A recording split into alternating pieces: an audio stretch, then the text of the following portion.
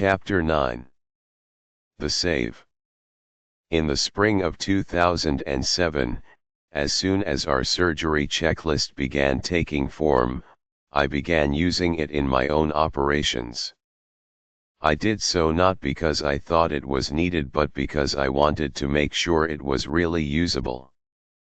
Also, I did not want to be a hypocrite. We were about to trot this thing out in 8 cities around the world. I had better be using it myself. But in my heart of hearts, if you strapped me down and threatened to take out my appendix without anesthesia unless I told the truth, did I think the checklist would make much of a difference in my cases? No. In my cases. Please.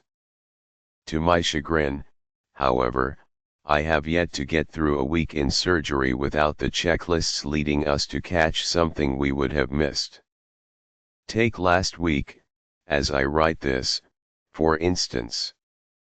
We had 3 catches in 5 cases. I had a patient who hadn't gotten the antibiotic she should have received before the incision, which is one of our most common catches. The anesthesia team had gotten distracted by the usual vicissitudes. They had trouble finding a good vein for N4, and one of the monitors was being twitchy. Then the nurse called a timeout for the team to run the before incision check. Has the antibiotic been given within the last 60 minutes? I asked, reading my lines off a wall poster. Oh, right.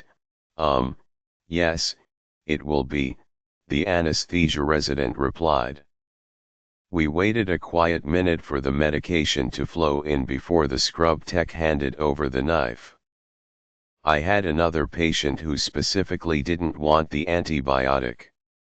Antibiotics give her intestinal upset and yeast infections, she said. She understood the benefits, but the risk of a bacterial wound infection in her particular operation was low, about 1%, and she was willing to take her chances.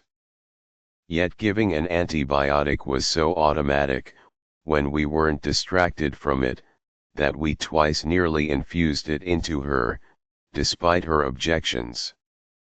The first time was before she went to sleep and she caught the error herself. The second time was after and the checklist caught it. As we went around the room at the pause before the incision, making sure no one had any concerns, the nurse reminded everyone not to give the antibiotic. The anesthesia attending reacted with surprise. She hadn't been there for the earlier conversation and was about to drip it in. The third catch involved a woman in her 60s for whom I was doing a neck operation to remove half of her thyroid because of potential cancer. She'd had her share of medical problems and required a purseful of medications to keep them under control. She'd also been a long-time heavy smoker but had quit a few years before.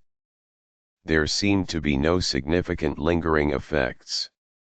She could climb 2 flights of stairs without shortness of breath or chest pain. She looked generally well.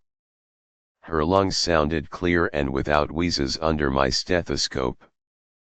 The records showed no pulmonary diagnoses.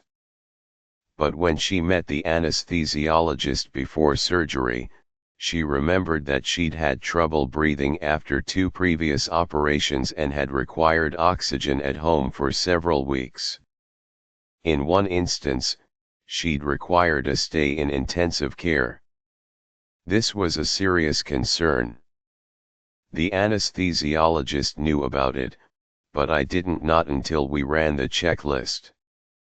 When the moment came to raise concerns, the anesthesiologist asked why I wasn't planning to watch her longer than the usual few hours after day surgery, given her previous respiratory problems. What respiratory problems? I said. The full story came out from there. We made arrangements to keep the patient in the hospital for observation. Moreover, we made plans to give her inhalers during surgery and afterward to prevent breathing problems. They worked beautifully. She never needed extra oxygen at all. No matter how routine an operation is, the patients never seem to be. But with the checklist in place, we have caught unrecognized drug allergies, equipment problems, confusion about medications, mistakes on labels for biopsy specimens going to pathology. No, that one is from the right side. This is the one from the left side. We've made better plans and been better prepared for patients. I am not sure how many important issues would have slipped by us without the checklist and actually caused harm. We were not bereft of defenses. Our usual effort to be vigilant and attentive might have caught some of the problems. And those we didn't catch may never have gone on to hurt anyone. I had one case, however, in which I know for sure the checklist saved my patient's life. Mr. Hagerman, as we'll call him, was a 53-year-old father of two and the CEO of a local company, and I had brought him to the operating room to remove his right adrenal gland because of an unusual tumor growing inside it called a pheochromocytoma. Tumors like his pour out dangerous levels of adrenaline and can be difficult to remove. They are also exceedingly rare. But in recent years, I've developed alongside my general surgery practice a particular interest and expertise in endocrine surgery. I've now removed somewhere around 40 adrenal tumors without complication. So when Mr. Hagerman came to see me about this strange mass in his right adrenal gland, I felt quite confident about my ability to help him. There is always a risk of serious complications. I explained the primary danger occurs when you're taking the gland off the vena cava, the main vessel returning blood to the heart, because injuring the vena cava can cause life-threatening bleeding. But the likelihood was low, I reassured him. Once you're in the operating room, however, you either have a complication or you don't. And with him I did. I was doing the operation laparoscopically, freeing the tumor with instruments I observed on a video monitor using a fiber optic camera we put inside Mr. Hagerman. All was going smoothly.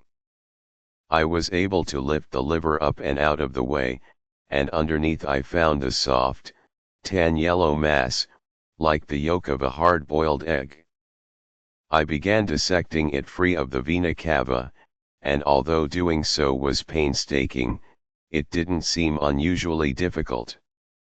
I'd gotten the tumor mostly separated when I did something I'd never done before. I made a tear in the vena cava.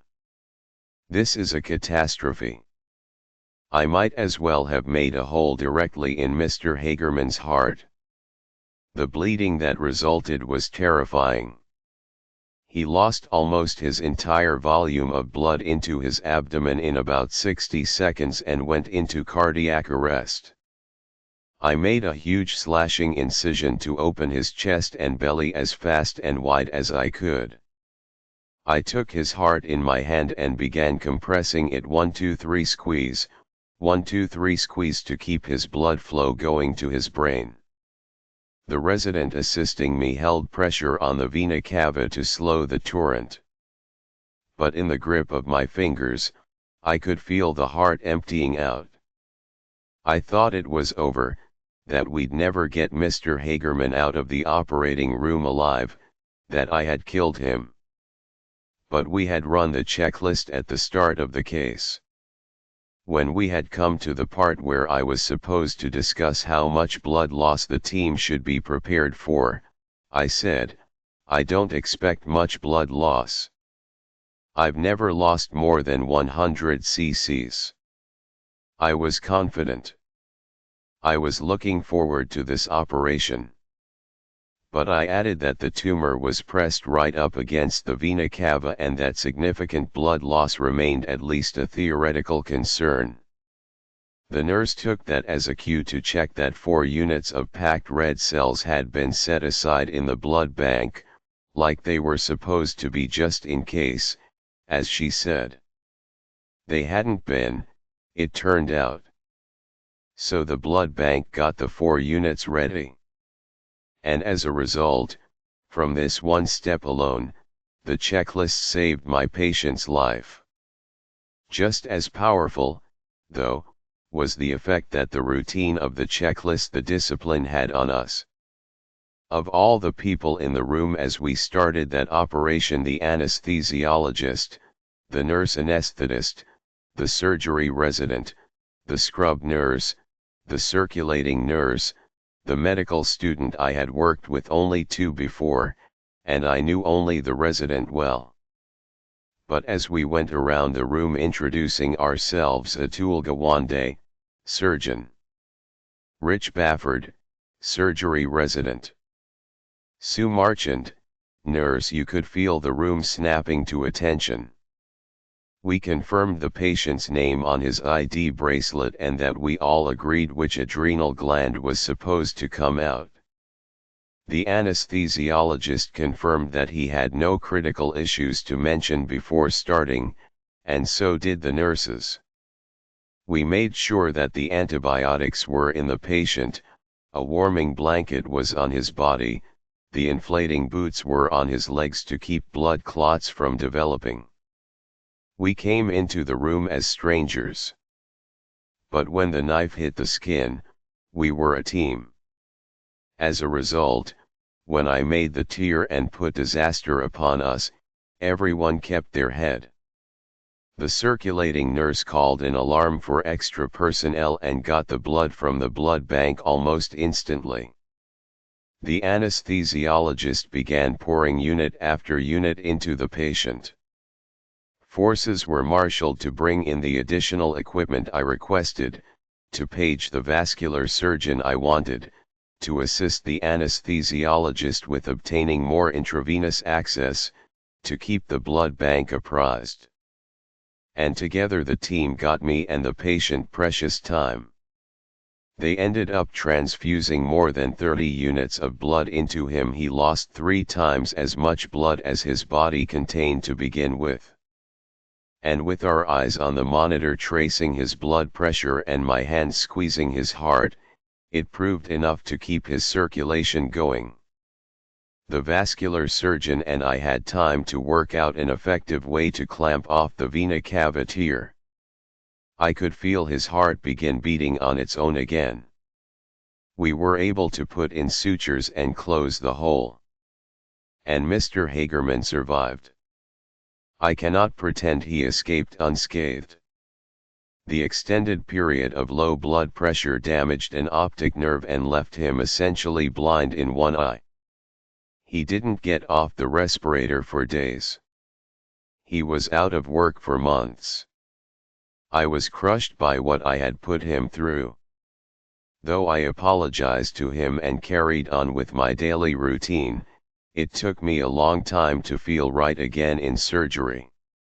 I can't do an adrenalectomy without thinking of his case, and I suspect that is good.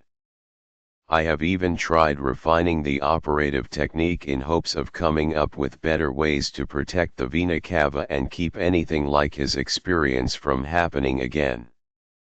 But more than this, because of Mr. Hagerman's operation, I have come to be grateful for what a checklist can do. I do not like to think how much worse the case could have been.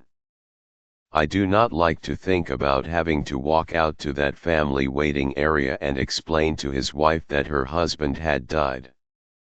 I spoke to Mr. Hagerman not long ago. He had sold his company with great success and was in the process of turning another company around. He was running 3 days a week. He was even driving.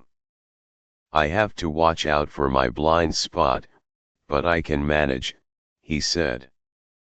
He had no bitterness, no anger, and this is remarkable to me. I count myself lucky just to be alive, he insisted. I asked him if I could have permission to tell others his story. Yes, he said. I'd be glad if you did.